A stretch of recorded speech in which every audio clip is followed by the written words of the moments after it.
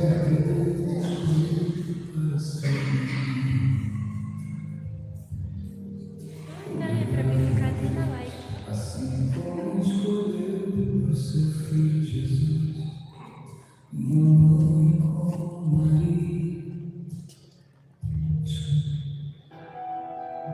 vamos começar com essa música.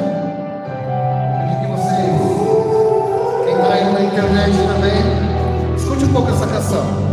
Ela fala da vida de São João. A vida de São João. Uma missão, desde o verbo a profecia. Sua descendência era da rainha do impossível, da boca do anjo. Seu caminho aceitou a missão.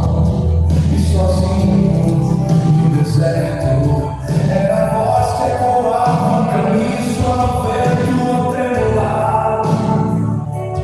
Esse amor é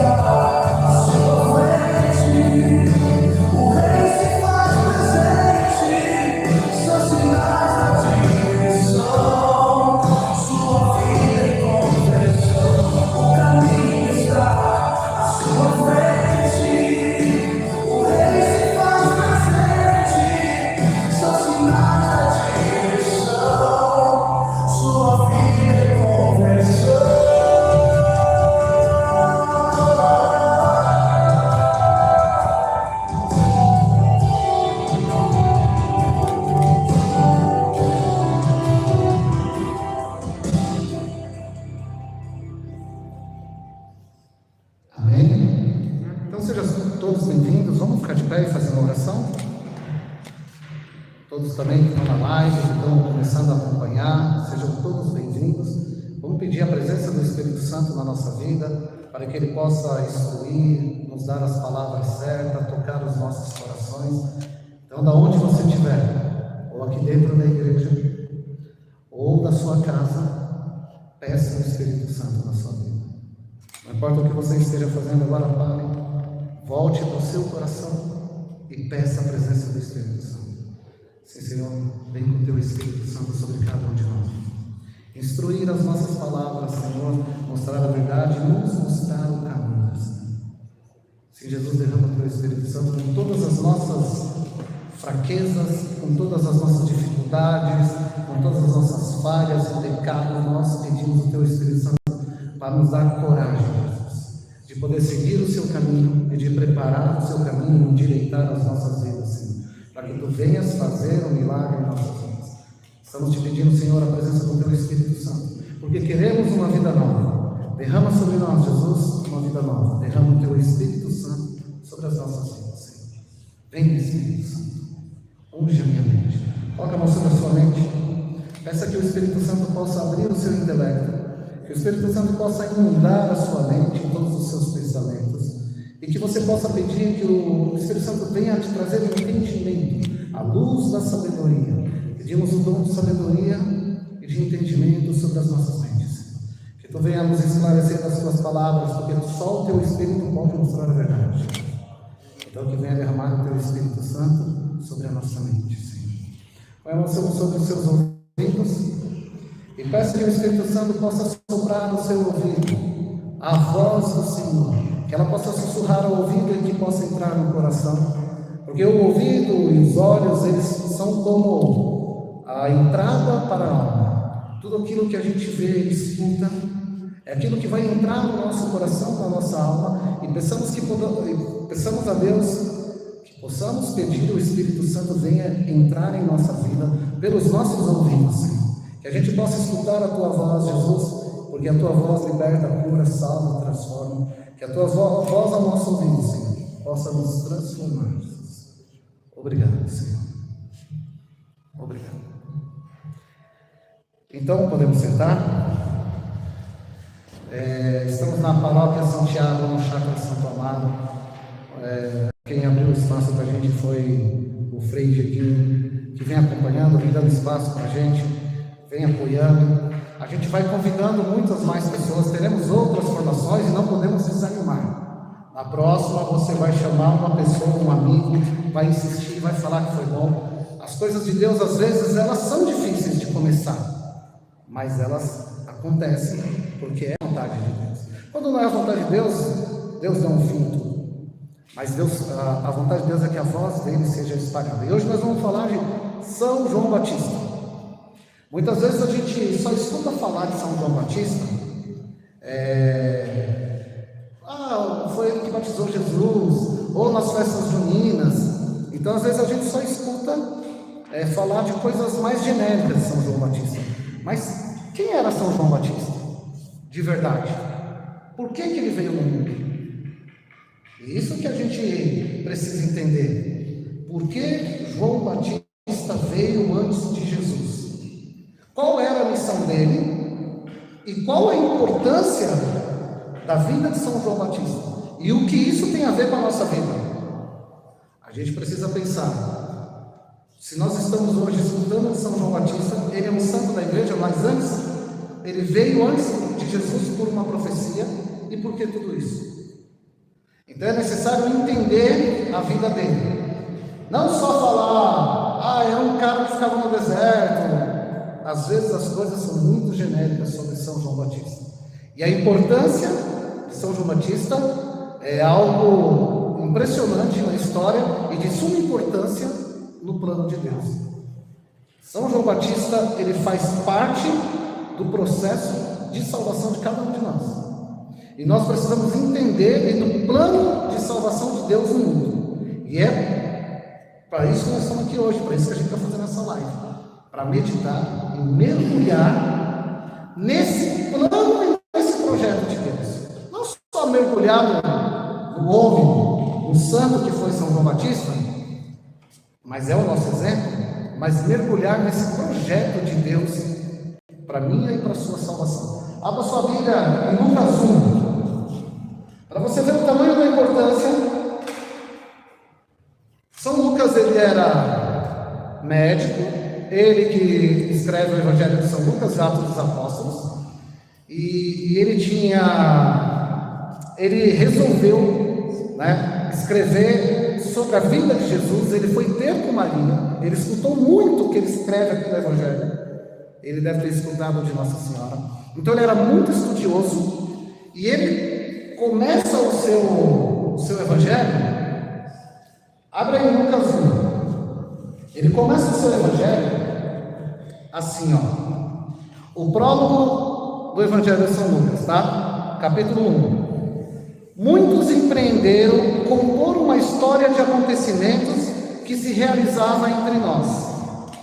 Como não transmitiram aqueles que foram, desde o princípio, testemunhas oculares que se tornaram ministros da palavra. Também a mim me pareceu bem, depois de haver diligentemente investigado tudo desde o princípio, escrevê-lo para ti, segunda ordem, excelentíssimo Teófilo, para que conheça a solidez daqueles ensinamentos que tens recebido. Então veja, Lucas, ele escreve para um cara chamado Teófilo. Esse Teófilo significa amigo de Deus. Então, a Bíblia, os relatos, não traduz exatamente, não diz exatamente quem foi Teófilo.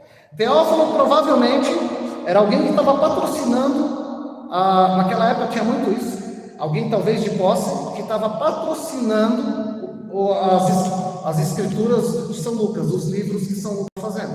Mas também se entende como ele querendo dizer para um todo, para todos aqueles que é amigo de Deus, ou talvez por ele ter usado o excelentíssimo Teófilo, poderia ser alguém muito importante. Por isso ele usou o excelentíssimo. Cidadãos romanos importantes, era-se usada a palavra excelentíssimos. Mas os relatos bíblicos, a patrística, ela não diz exatamente quem era o Teófilo, porque não tem fontes para chegar exatamente no nome Teófilo. Mas por que eu quero te dizer isso? Porque São Lucas, ele faz toda uma introdução para provar, ele diz que ele estudou, que ele foi falar com testemunhas oculares, que ele foi buscar fundamentos para escrever e para mostrar para todo mundo que tem solidez aquilo que ele está escrevendo. Que não foi uma coisa... Muitos poderiam falar, São Lucas não conheceu Jesus. Ele veio depois. Ele se converteu através de Paulo. Ele não conheceu Jesus pessoalmente. E como que ele escreve um evangelho? Mas dentre todos, ele era além de ser médico, ele era um historiador. Ele foi buscar com aqueles que viram. Ele conversou com muitos, né? Deve ter conversado com Pedro, deve ter conversado com Marcos, com João, porque João viveu até os 100 anos. Mas ele foi ter com muitos e ele foi ter com Nossa Senhora para escrever o seu evangelho. E aí, dos evangelistas, o único que não conheceu Jesus foi São Lucas. Marcos conheceu quando era pequenininho e depois foi discípulo de Pedro, mas Mateus conhecia e João, o discípulo mais amado. Aí a gente continua no versículo 5, mas eu quero que você só entenda que a gente precisa comprovar as coisas de Deus. Lucas, ele deixa claro que não adianta só falar, que viu, só falar que fez, você tem que mostrar, comprovar, você tem que trazer provas. E quando a gente vai evangelizar, a gente precisa trazer provas de Deus. E as provas de Deus estão na sua vida. Não adianta falar de Deus da boca para fora sem que você tivesse estudado as coisas de Deus, buscado as coisas de Deus, entendido. Ele falou: eu busquei, eu pesquisei, eu falei com quem viu, eu senti, eu provei, para eu poder falar, para mostrar para vocês que é concreto. E aí continua no versículo 5. Nos tempos de Herodes, rei da Judéia, houve um sacerdote com nome Zacarias, da classe de Abias. Sua mulher, descendente de Araão, chamava-se Isabel. Olha só, Zacarias foi o pai de João Batista. Zacarias, ele era um sacerdote da classe de Abias. E aí quando a gente vai lendo, a gente vai... Por que São Lucas quer falar isso? Por que ele quer mostrar? Só podia ser um sacerdote. Antigamente as igrejas, era como se você entrasse aqui na igreja, tinha uma primeira parte, uma segunda parte era coberta com um véu. E lá dentro ficava a Arca da Aliança. Só podia entrar depois desse véu um sacerdote consagrado, um sacerdote da tribo de Levi e descendente de Arão. Todo mundo sabe quem foi Arão? Arão era irmão de Moisés. Arão foi o primeiro sacerdote do povo de Deus. Vocês já ouviram falar que dentro da Arca da Aliança tinha um cajado? Já ouviram falar? Era a tábua, o pão e um cajado. Foram guardados dentro da Arca da Aliança. Esse cajado era o cajado de Arão. Depois de Arão, todo mundo que era descendente de Arão se tornava sacerdote. Todas as famílias tinham que cuidar, descendentes de Arão, o filho de Arão, o filho do filho, os filhos dos filhos, os netos, os bisnetos, os trisnetos. Você, a partir de Arão, você era sacerdote. Então eu quero que você entenda aqui, depois quando chega aqui no Evangelho, na época de Zacarias, eu acho que são 14 gerações, não lembro, mas muitas gerações para trás, Zacarias tinha que chegar na descendência, filho de não sei quem, neto de não sei quem, bisneto de não sei quem, até chegar em Arão.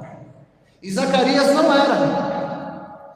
Quem era a descendente de Arão era Isabel, a esposa de Zacarias.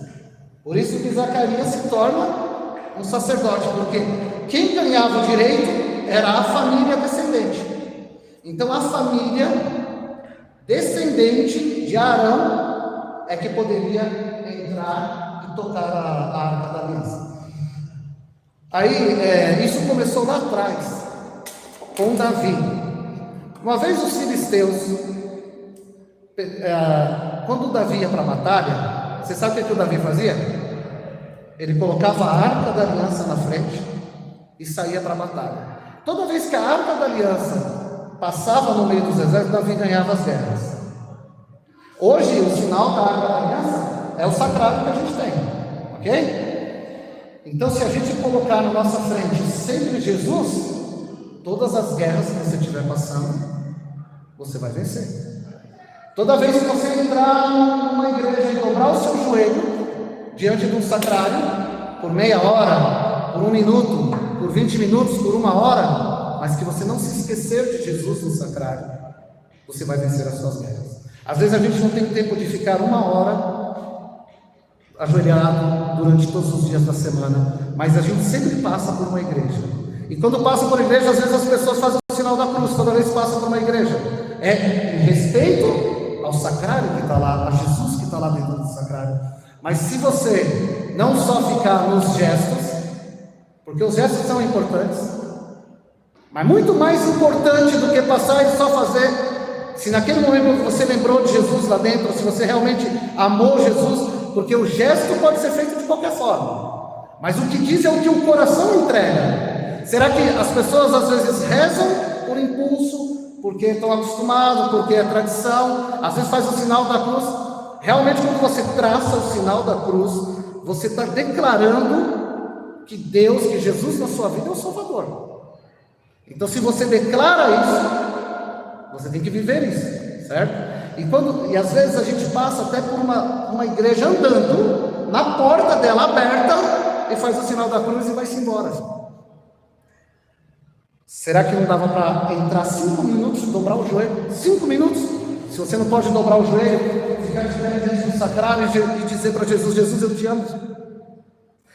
Lembre-se, gente, a tradição, a letra.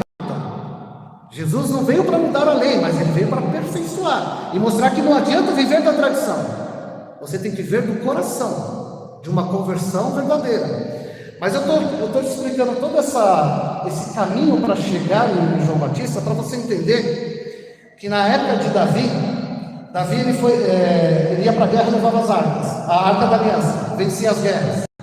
Você pode vencer as guerras na sua vida adorando Jesus, dobrando o seu joelho, amando de verdade a Jesus Eucarístico.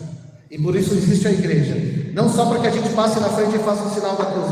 Isso é justo, é lindo, tá? Mas não é o suficiente. O suficiente é adorar de verdade. Se você puder, entra, adora, visite Jesus no sacrário.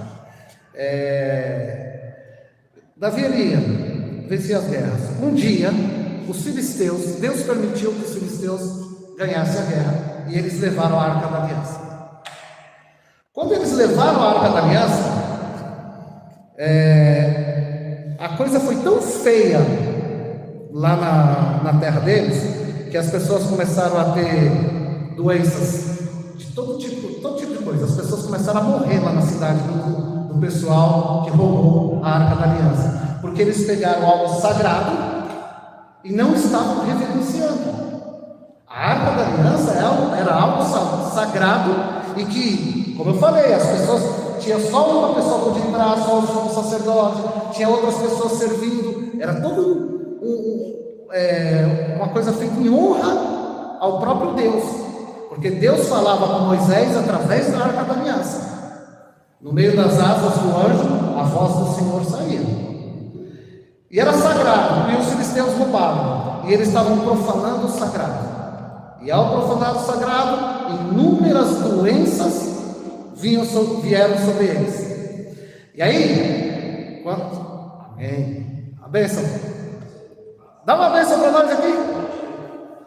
O Frei Dieguinho apareceu, vamos aproveitar, pessoal. E quem está aí na live já vai receber uma bênção online.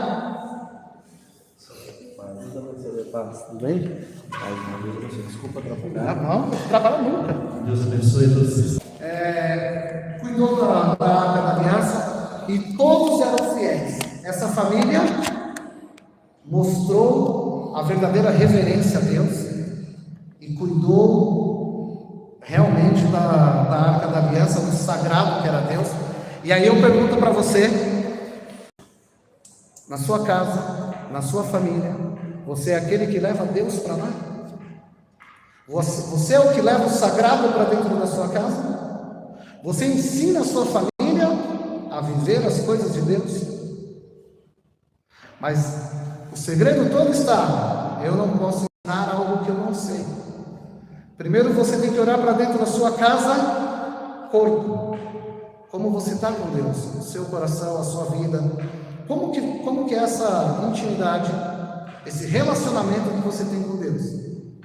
E aí que é o importante. Eu só posso levar para dentro da minha casa, para onde eu ando, no ônibus, no trabalho, no metrô, onde quer que eu vá. Eu só posso fazer isso se dentro de mim ele já chegou. A gente não pode levar aquilo que não tem. E aí nós vamos continuar aqui. Aí, como era muita gente, eu queria falar de Abias, a classe de Abias. Então Davi, depois que ele fez todo esse processo, ele entrou com a arca dentro da cidade. A partir dali existiam muitos sacerdotes, muitos descendentes de Arão. E aí Arão teve 2 filhos, 16 descendentes de um filho e depois 8 de outro, formou 24 classes de sacerdotes. Aí Davi dividiu essas 24 classes, e cada um ficava uma semana. Em um ano você ia servir dentro do templo uma semana. Então aquela família, uma vez a cada 2 meses, 2 vezes no ano, aquela família que era da descendente de Arão, ela ia para o templo, ia para a igreja e ficava uma semana dentro da igreja. Uma semana aquela família ficava servindo. Só aquele que era o sumo sacerdote e era o santo dos santos ia subir no altar. Por isso você vê que tem muita gente que não gosta de subir no altar, porque ali onde está o sacrário e a terra toda do altar é como se fosse o santo dos santos. É como se estivesse dentro da cortina. Aqui é sagrado. E às vezes a gente vê as pessoas subindo de qualquer jeito no altar, passando na frente do altar de qualquer jeito. E ali é uma terra sagrada, onde quem não é digno, quem não era digno e entrasse, poderia até morrer. Então a gente tem que saber que desde quando a gente pisa lá no quintal da igreja, mas até chegar aqui, é como se a gente fosse etapas. Eu sou digno de entrar no portão da igreja? Você tem que pensar isso na sua vida. Eu sou digno de passar as portas da igreja? Já é terra sagrada. Será que eu sou digno de tocar nesse altar? Aí a gente tem que começar. Eu sou digno de chegar à terra sagrada? Mas pensando nisso eu respeito, porque aqui se torna uma terra santa. Mas muito mais, você é digno de receber Jesus, o próprio Cristo que se dá carne. Então são coisas que a gente precisa meditar. E da onde vem essa dignidade? Ninguém é digno, né? A gente sabe disso. Somos pecadores mal. Da onde vem essa dignidade? Essa dignidade, esse merecimento, na verdade, é a melhor palavra. De onde vem o meu merecimento e o seu merecimento de algo tão sagrado que no Velho Testamento só de tocar morriam, e hoje eu recebo o próprio Cristo, o próprio Deus dentro de mim. Da onde veio esse merecimento? Esse merecimento não é nosso. Esse merecimento é do próprio Cristo. Eu estou te explicando como era antigamente, como era existia toda uma tradição, toda uma forma de existir. Faziam-se sacrifícios, só o sumo sacerdote Zacarias, no caso aqui, só ele poderia fazer sacrifício, existiam só aqueles que eram da descendência de Arão e aquele que era o sumo sacerdote. Só que chegou uma época que eram milhares e milhares de pessoas na época da Páscoa, a festa do tabernáculo e o Pentecostes, essas 3 festas do Antigo Testamento, milhares de pessoas vinham de fora, vinham de outros países, aqueles que eram judeus, milhares de pessoas vinham. Então, nesses 3 dias, Pentecostes, a festa do tabernáculo e a Páscoa, nesses 3 dias, todas as famílias de Arão serviam juntos, porque eram muitos sacrifícios. Só que mesmo assim, eu ainda quero te falar, foi o que a palavra nos trouxe hoje. Quem foi na missa? Nós não éramos dignos. Mesmo, por que se fazia sacrifício? Justamente porque não eram dignos. O sacrifício que fazia era para pedir a Deus perdão dos nossos pecados e para tentar comover o coração de Deus em relação ao pecado da humanidade. Porque lá em Adão, a quebra de confiança entre Deus e o homem fez com que o homem saísse do paraíso. O homem vivia no paraíso. A quebra de confiança entre Deus e o homem fez com que o homem saísse do paraíso. Então nós perdemos o céu. Todo mundo que nasceu de Adão, porque Adão, veja só, Adão não ficou no paraíso. Adão perdeu o paraíso. Todos nós que nascemos de Adão, por consequência, perdemos o paraíso. Veja só, se você nasce numa família que tem mansões, que tem carros, que tem avião, que tem helicóptero, que tem trem, que tem várias casas no mundo todo, se você nasce nessa família, você pode usar tudo isso, né?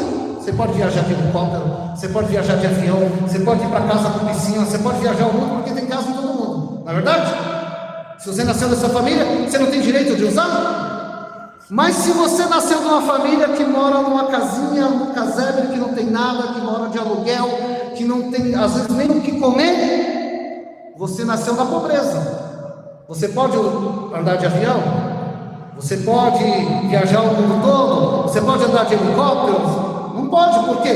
Porque a sua família não tem, não é isso? Ou seja, nós nascemos da pobreza.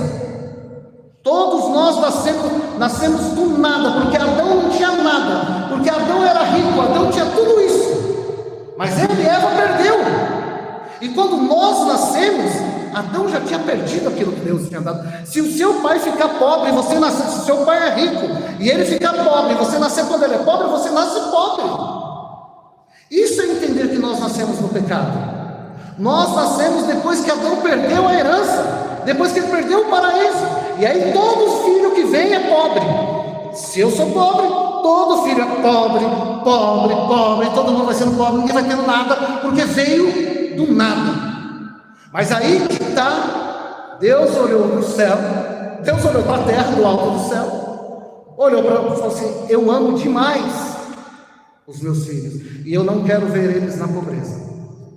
Chamou o seu filho e falou: vai lá, faz o único sacrifício, porque eles fazem vários sacrifícios e precisam fazer, porque estão no pecado, porque estão devendo, eles fazem sacrifícios, e ainda fazem por causa de Adão, por causa do pecado original, eles ainda fazem sacrifício, mas eu quero acabar com isso e eu vou salvá-los de uma vez por todas.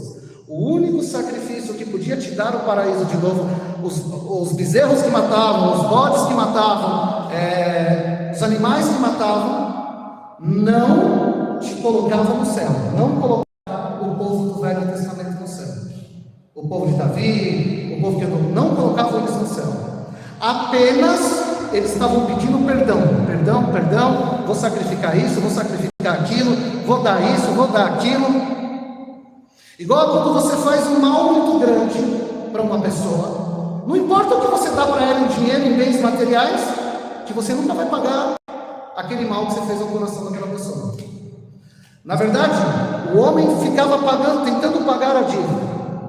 Tanto que quem morria antes de Jesus no Velho Testamento não ia para o céu. Ficava o quê? Dormindo. Antes de Jesus para trás, as pessoas dormiam. E agora, o que nossa igreja ensina? Que quando a gente morre, tem 3 caminhos. Quais são? Céu, purgatório e inferno. Isso é depois de Jesus.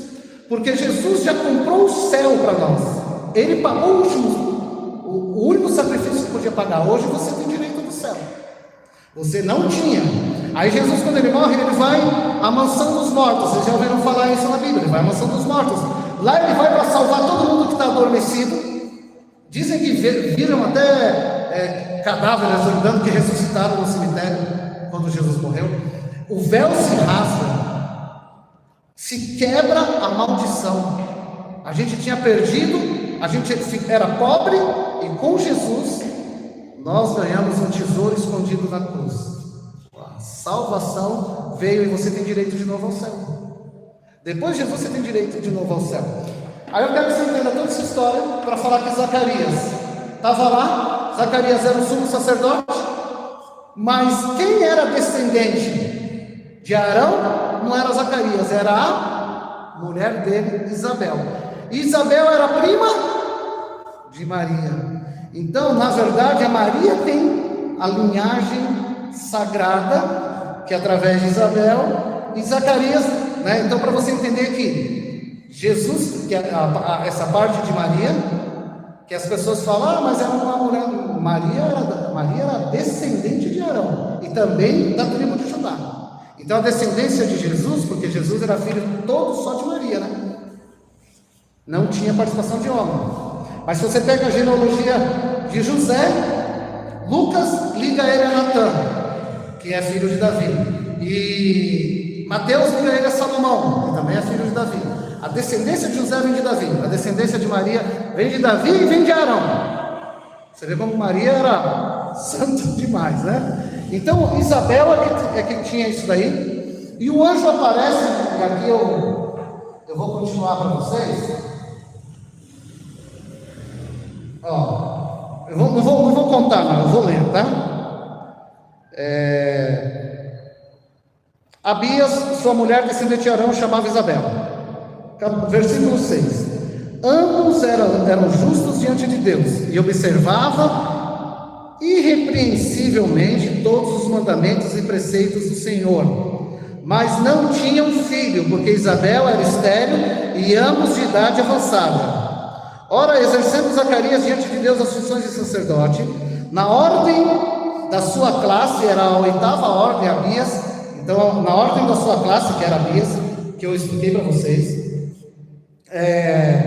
como ele por sorte, segundo o costume em uso entre os sacerdotes, entrar no santuário do Senhor e ali oferecer o perfume. Todo o povo estava de fora, a hora da oferenda do perfume. Apareceu então um anjo do Senhor, em pé à direita do altar do perfume.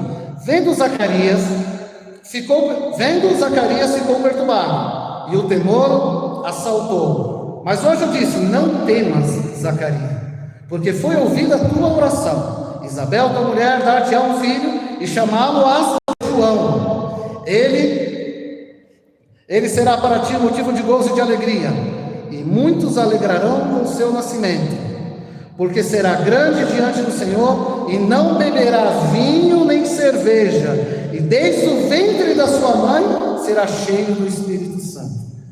Ele converterá muitos dos filhos de Israel ao Senhor, seu Deus, e irá diante de Deus com o espírito de poder de Elias, para reconduzir os corações dos pais aos filhos e os rebeldes à sabedoria dos justos, para preparar ao Senhor um povo disposto. Zacarias perguntou ao anjo: de onde terei certeza disso? Pois sou velho e minha mulher é de idade avançada. O anjo respondeu: eu sou Gabriel, que assiste diante de Deus, e fui enviado para lhe falar e trazer esta feliz nova. Eis que ficará mudo e não poderás falar até o dia em que estas coisas acontecerem, visto que não deste crédito às minhas palavras, que se hão de cumprir a seu tempo. Então, você tem que, o que a gente precisa entender é que assim, tem toda uma herança, toda uma genealogia, toda uma promessa. O profeta Isaías profetizou aquele que ia preparar o caminho. O nascimento teve todo um porquê. E quando chega, o anjo fala: ele vai converter muita gente, ele vai preparar o caminho do Senhor. Gabriel fala para Zacarias. Só que Zacarias dá uma duvidada, e aí a gente pode parar para pensar: quantas vezes Deus mostra as coisas para a gente e a gente duvida de Deus? Quantas vezes a gente quer desistir? E sempre tem esses exemplos, né? Mas a gente tem que acreditar, ser fiel. Mesmo quando os nossos olhos humanos acham que não vai dar certo. Mas Deus sempre vai dar, não duvide de Deus. Porque Zacarias falou ficando mudo. Falou: sua voz só volta quando essas coisas acontecerem.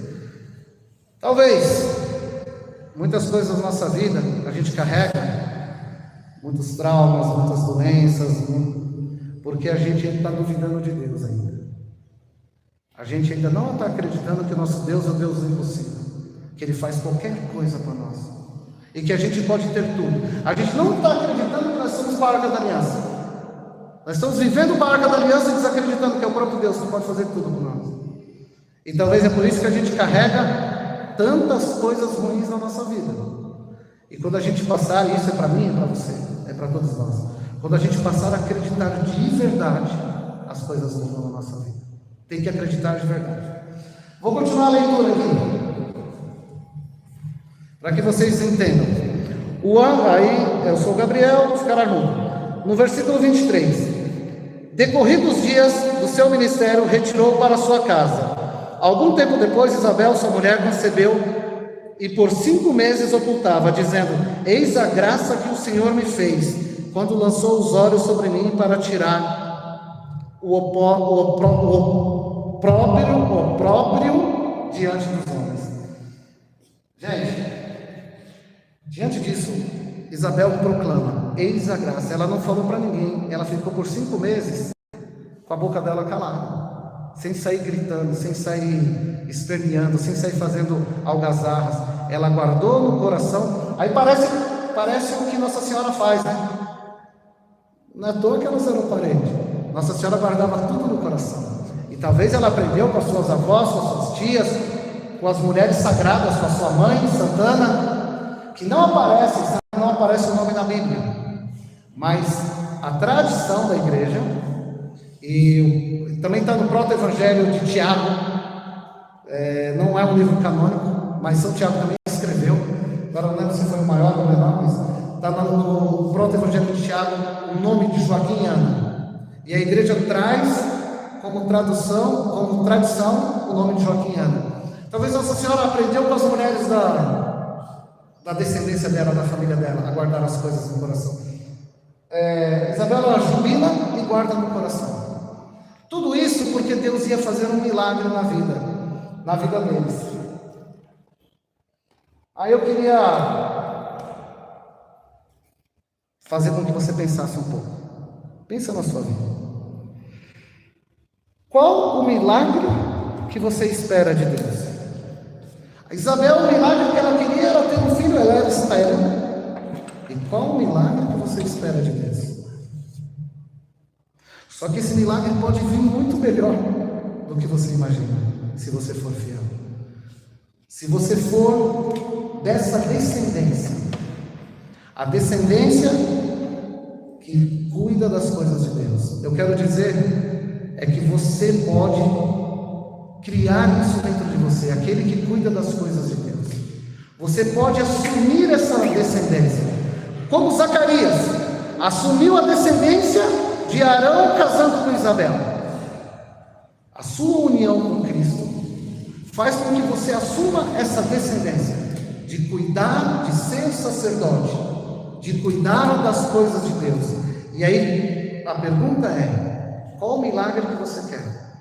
Como você está cuidando? E a resposta é: como você está cuidando das coisas de Deus? Porque o milagre para Deus é fácil. Para Deus nada é impossível. Se Deus estralar um dedo, um pé de melancia nasce tomate. Qualquer coisa é fácil para Deus. Eu quero que você pare para pensar. Deus é o mais rico do universo. Deus é o mais poderoso. Ele cria o universo e descria com um estralar de dedos. Deus pode tudo. Mas eu quero que você entenda. A gente pede, quer que seja assim. Mas qual o meu merecimento? Eu sou aquele que é da descendência daqueles que servem a Deus. Essa descendência não é porque, meu pai servia, minha mãe, não. Se você assumiu essa descendência de Cristo, é do sacrifício. Se você assume isso na sua vida, que você é dessa descendência, e quem é dessa descendência cuida das coisas de Deus. E aí o impossível vai ser fácil para a sua vida, se você cuidar das coisas de Deus. Cuidar das coisas, cuidar do que é sagrado. No versículo, depois disso, Nossa Senhora também recebe a visita do anjo Gabriel. Nossa Senhora depois vai até as montanhas, quando fica sabendo que a sua prima, sua parenta, Isabel, tanto que elas eram ligadas, e Nossa Senhora sobe imediatamente quando fica sabendo. E Nossa Senhora fica lá, no versículo 56, está escrito assim, Maria ficou com Isabel cerca de... Então, estava no quinto... O anjo fala que Isabel estava no quinto mês, não é isso? O quinto mês. Quinto ou sexto? Quinto mês. Maria fica até o terceiro mês, fica 3 meses com ela. Nossa Senhora vai-se embora. Isabel vai para dar a luz. Quando Maria vai embora, acontece que João Batista nasce. Maria tinha algumas coisas para fazer lá, mas uma delas foi levar Jesus para conhecer São João, para conhecer São João Batista. Uma delas foi levar Jesus para batizar João Batista no Espírito Santo. Nossa Senhora foi levar a efusão para João Batista, no seio de Isabel. Porque quando Nossa Senhora fala com Isabel, o menino dentro da barriga de Isabel estremece. Aí que ela fala, de onde me veio a honra de vir a minha mãe do meu Senhor, não é isso? Então, uma das missões era já mostrar para João Batista quem era Jesus, quem era o Salvador, a quem ele ia anunciar, desde o ventre da mãe dele. E se você entender, se você entender isso, que Jesus já te salvou desde o ventre da sua mãe, porque depois de Jesus para cá, lembra que de Adão para frente era pecado, estava todo mundo morto, e de Jesus para frente está todo mundo salvo. Você é salvo desde o ventre da sua mãe, por causa do sim de Nossa Senhora. Poderia ser de inúmeros jeitos, mas Deus quis que fosse assim, pelo sim de Nossa Senhora.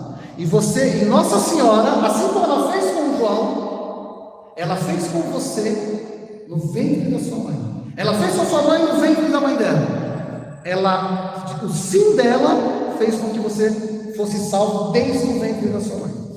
Então você é salvo desde a hora que você é concebido. E aí que está o problema. E vai cair a internet.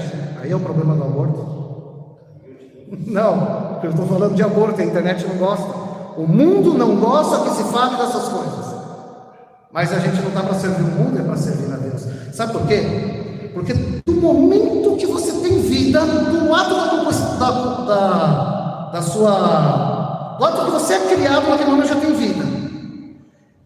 No momento que você tem vida, no primeiro segundo, milésimo de segundo, você já está salvo por Jesus.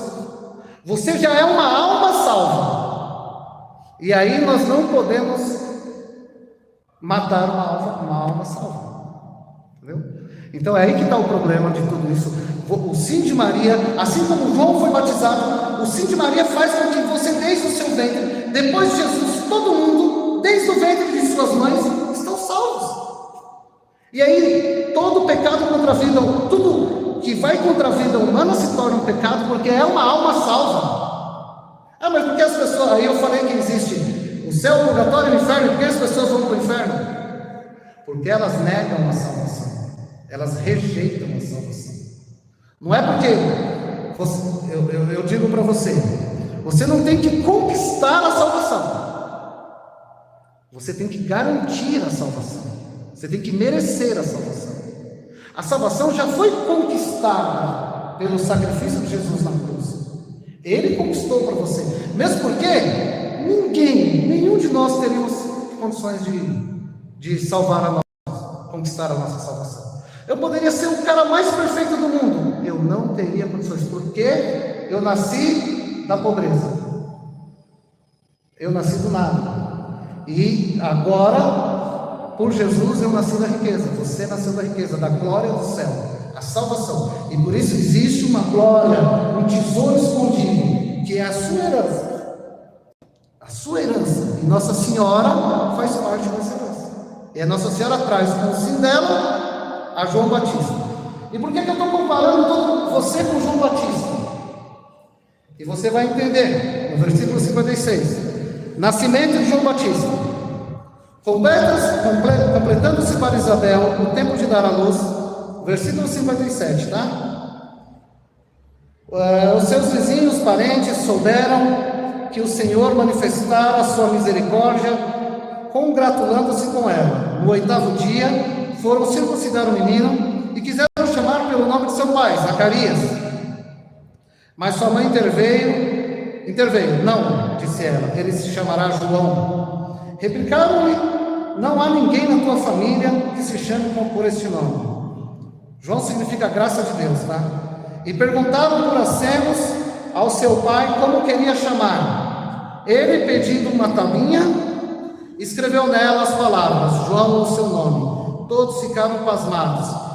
E logo lhe abriu a boca e soltou-lhe a língua e falou bendizendo a Deus. O temor apoderou-se de todos os vizinhos e o fato divulgou-se por todas as montanhas da Judéia. Todos que ouviram conservaram no coração, dizendo, que será este menino? Porque a mão do Senhor estava com ele. Aí Zacarias faz o seu cântico aqui, Zacarias faz uma prece maravilhosa, mas eu quero te dizer que João já era conhecido.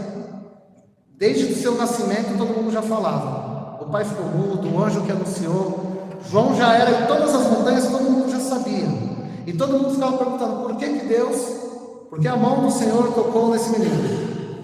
Aí você vai entender o que Zacarias fala. Bendito seja Deus de Israel, porque visitou e resgatou o seu povo. E suscitou-nos um poderoso Salvador da casa de Davi, seu servo, como havia anunciado desde os primeiros tempos, mediante os seus santos profetas, para nos livrar dos laços dos inimigos, das mãos de todos os que nos odeiam. Assim exerce a sua misericórdia. Com todos os pais se recorda da sua santa aliança, segundo o juramento que fez a nosso pai Abraão, de nos conceder que, sem temor,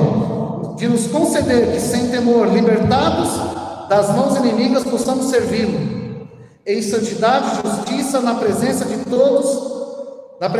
todos os dias da nossa vida.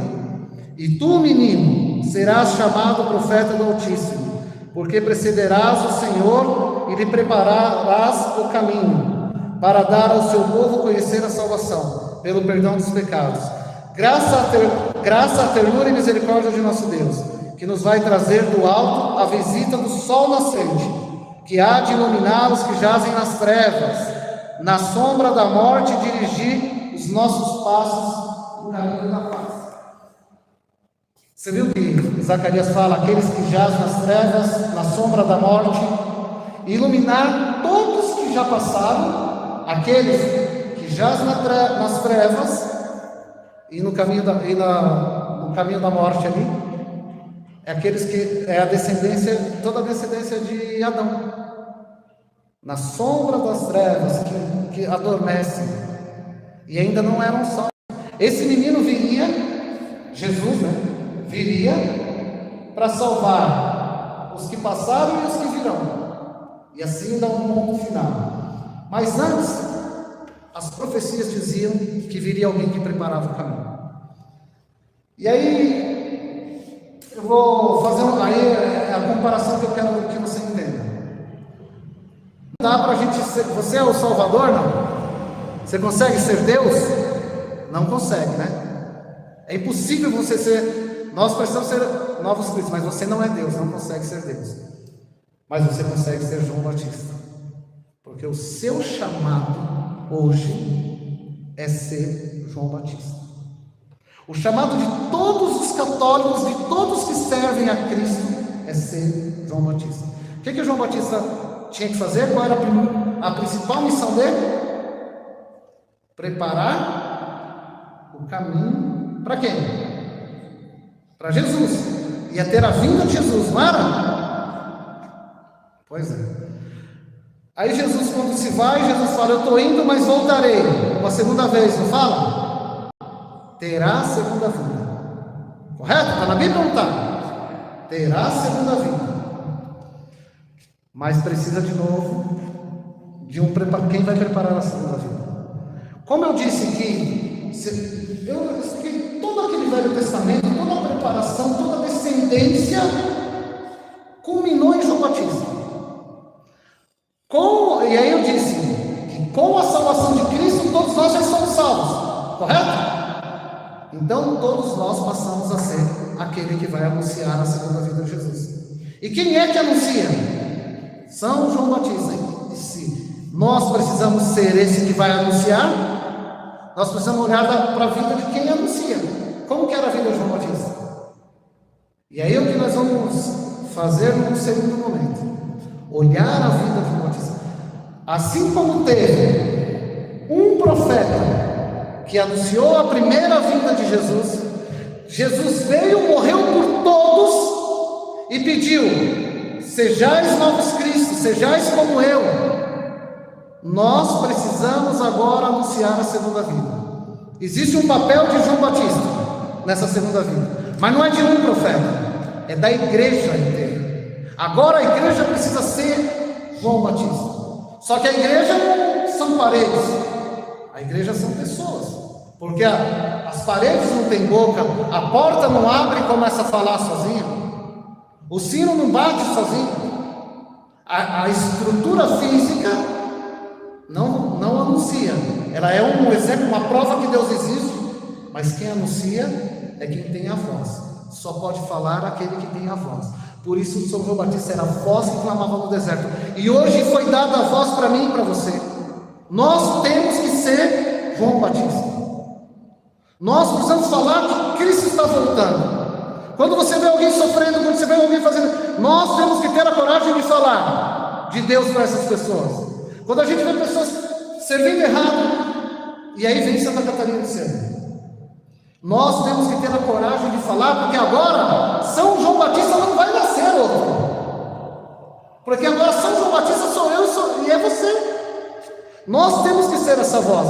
A igreja precisa ser João Batista até a segunda vinda. E a igreja que eu digo são as pessoas. E como que eu posso ser João Batista? Pegar um megafone e falar: Cristo está voltando, convertei-vos. Será que é assim? Não. A gente precisa ter as atitudes de João Batista. E quais foram as atitudes de João Batista?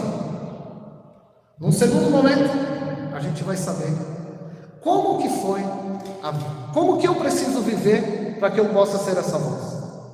E João Batista é aquele que vai mostrar para você como ele vivia. Aí todo mundo sabe, né? João Batista no deserto, João Batista comia grilo, que ele comia gafanhoto, não bebia água direito, ficava com pele de carneiro. Será que eu preciso fazer isso? Preciso ir para a rua? Eu preciso colocar um saco de... Será que é isso que eu tenho que fazer? E sair gritando: Jesus está voltando, convertei-vos! Sair gritando pela rua? Ó, dei uma dica aí, quem quiser sair correndo pela Praça da Sé, gritando: Cristo está voltando! É brincadeira, não é assim. Não é assim. Existe uma forma hoje, nos tempos. Por que ele foi para o deserto? Por que ele vestiu roupas assim? Por que ele comia gafanhotos? Por que ele batizava nas águas? Por quê? Existe uma coisa muito... camadas muito mais profundas. Porque hoje não temos deserto, hoje não é desse jeito. Mas como eu consigo ser São João Batista hoje? E aí vai ficar, para a gente terminar, vai ficar a primeira dica, que é o tema da nossa pregação: endireitai o caminho. Para você ser São João Batista, você precisa endireitar o caminho. Endireitar o caminho para o Senhor. E aí você pode pensar assim: cara, eu preciso preparar o caminho. Eu preciso sair falando de Cristo, falando para as pessoas se converter. Eu preciso sair pondo a mão na cabeça das pessoas, orando em línguas. Eu preciso preparar o caminho. Eu preciso falar para minha mãe, eu preciso falar para o meu filho, eu preciso falar para minha filha, eu preciso falar para minha esposa. Eu preciso preparar o caminho, não é isso? Não, está errado. Não é isso, preparar o caminho. Não é isso. Preparar o caminho. Olha, antigamente, quando uma cidade, um vilarejo, sabia que um rei ia chegar, as cidades eram cheias de altos e baixos, tinha planícies, mas tinha também montanhas, tinha um monte de coisa. Sabe o que os moradores dessa cidade faziam? Da hora que saía da rua principal para chegar na cidade deles, se tivesse vales, se tivesse... eles aplainavam, eles cortavam as montanhas que tinham, os morros, os buracos que tinham, os vales que tinham, eles aplainavam, porque da hora que o rei começasse a ir para um negócio, era um caminho reto. Se um caminho era curva, eles colocavam um caminho reto. Está ficando sem bateria. E eles colocavam um caminho reto para chegar. E aí que é o segredo. Não é falar para Jesus, não é falar para os outros, não é proclamar nada disso. É arrumar a sua vida, é arrumar o seu coração. A primeira coisa que você tem que fazer. Deu certo aí? Está indo bem, só abaixou a luz ali por causa da bateria. Mas, gente, endireitar o caminho não é sair falando, não é sair evangelizando. Endireitar o caminho, o que João Batista queria dizer, é prepara a sua vida para receber Jesus. É prepara você. Não adianta sair falando, entendi, é para eu falar de Cristo. Não! É para você se converter. Porque se você põe um caminho reto no seu coração, aí você vai ver lá no Evangelho o testemunho de João Batista. Se o seu coração está entregue, você vira um testemunho, e aí as pessoas vão encontrar através do seu testemunho, e aí você pode falar, e é necessário falar, mas o caminho que João Batista está falando é o seu coração, é o meu coração, é o nosso coração, é tirar os obstáculos, tirar o que nos afasta de Deus. E para terminar, mesmo, fazemos essa oração, feche os seus olhos. Quais são os obstáculos? O que você precisa endireitar? Você não vai ser testemunha de Cristo. Eu não vou conseguir ser São João Batista. Eu não vou conseguir anunciar o Cordeiro que tira os pecados do mundo, que nos salva. Eu não vou conseguir anunciar se eu não aplainar o meu coração, se eu não tirar os obstáculos internos na minha vida que me afastam de viver completamente. Eu expliquei toda essa descendência que servia o santuário. Como você serve a sua igreja, como você vem às missas, aos sacramentos, à Eucaristia, às suas confissões, como que anda a sua vida espiritual, aplainar esse caminho? Será que você é da descendência que cuida das coisas de Deus? Você é da descendência que prepara as pessoas, mas você tem que estar cuidando das coisas de Deus. Como está o seu coração na sua vida com a igreja, na sua vida de batizado, na sua vida de católico? Como que estão os seus vícios, as suas entregas? Eu sei que tem coisas que são lutas, eu também luto contra muitas coisas, mas você não pode parar de lutar e tem que vencer. Vai pedindo a Deus força, mas tem coisas que você precisa deixar, meu irmão, minha irmã.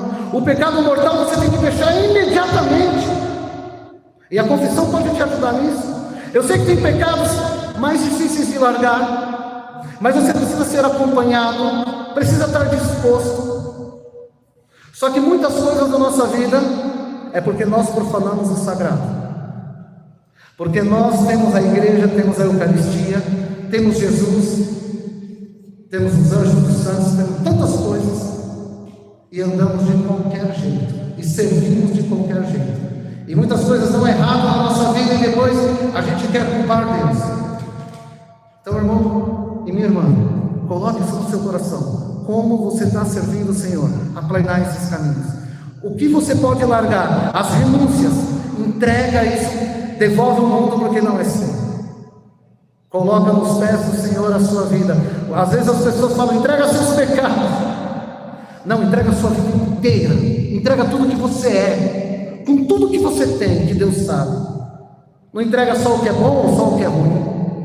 Entrega a sua vida ao Senhor e peça para o Espírito Santo te mostrar o que você precisa planear, quais os obstáculos que você precisa tirar. E quando a gente sabe e insiste, a gente vive no erro e aí a gente está profanando o sagrado. Você viver sabendo que você está cometendo esse erro e está desagradando a Deus, e mesmo assim continuar servindo e empurrando com a barriga, você está profanando o sagrado. E você pode pagar com um preço muito caro. Não que Deus castiga ninguém, mas não se brinca e não se profana as coisas de Deus. Sim, Senhor, coloca nos nossos corações aquilo que a gente precisa mudar, todos os obstáculos. Eu quero endireitar. Me ajude, Senhor, a endireitar no meu coração, a endireitar a minha vida, Senhor. O primeiro que precisa ser endireitado sou eu, Senhor.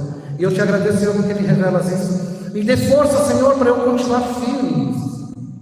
Me dê força, Jesus, para continuar assim. Mande o teu Espírito Santo para caminhar comigo, Senhor. E nós vamos escutar de novo essa música de São João Batista, enquanto a gente encerra esse momento. E se agora você escutar com um pouquinho mais de calma, talvez entenda tudo o que foi escrito. E tudo que está nessa música. Nada pode te afastar do amor de Deus, nem se te matarem, nem se arrancarem a sua cabeça. Mesmo que o mundo vá contra você, você pode vencer, se você for dessa descendência salva por Cristo.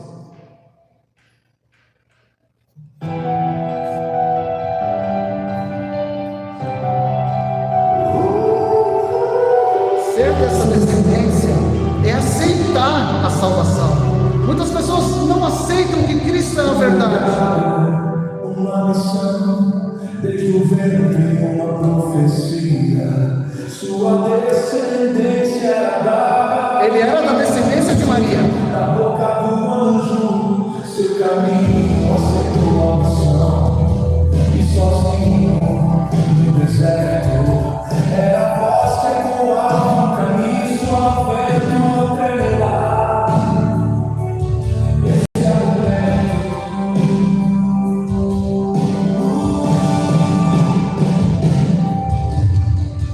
O caminho está à sua frente. O rei se faz presente.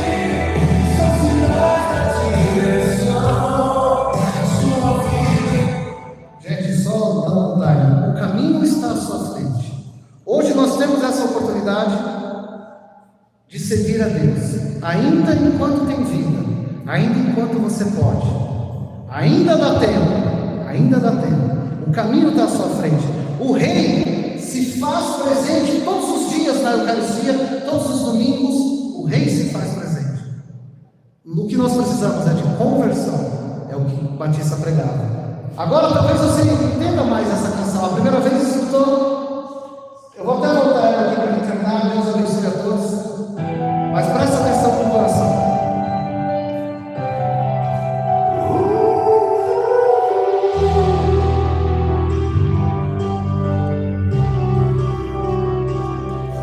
Um legado, uma missão, desde o ventre uma profecia. Sua descendência era da rainha do impossível, da boca do anjo. Seu caminho aceitou a missão. E sozinho no deserto era a voz que ecoava no caminho, sua fé no tremular. Esse é o momento. Frente de outro.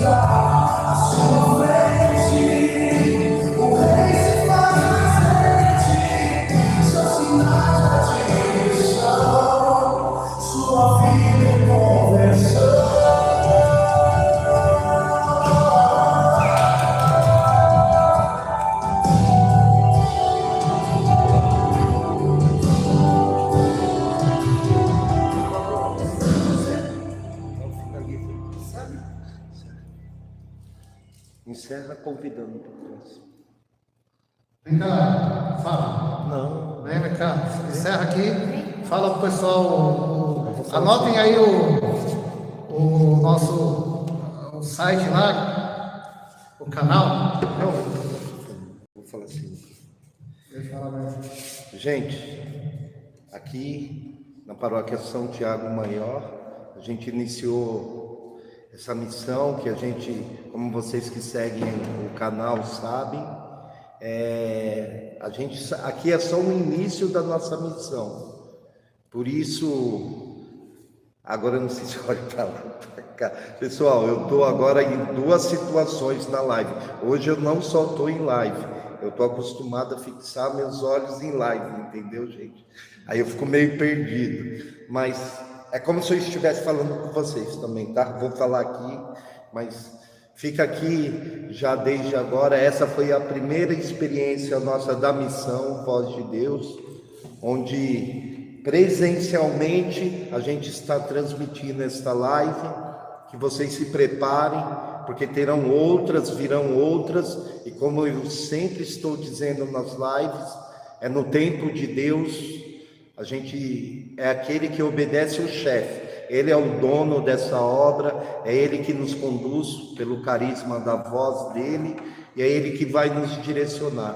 Por isso, logo mais, sigam o canal, para que vocês recebam as notificações, e logo estaremos fazendo as outras transmissões, dando continuidade nesta formação de São João Batista, um dos nossos baluartes, e é muito importante que vocês tomem posse da voz de Deus que nos direciona hoje. Como o Rony pregava, endireitai o caminho, aplanai primeiramente os nossos corações. Amém? Fica o convite para vocês, para todos vocês, sigam. A missão não é só para mim, para o Rony, a missão é para a igreja. Todos nós somos chamados a ser a voz de Deus, todo batizado, toda a igreja. Por isso, já tomem posse desse carisma e desse chamado, amém? Vou finalizar a live, que Deus abençoe a todos. Fiquem atentos às próximas notificações. Uma boa tarde a todos, um bom domingo, a paz e bem, e salve Maria. Uma boa tarde a todos. Agora você finaliza. Passa para eles o canal.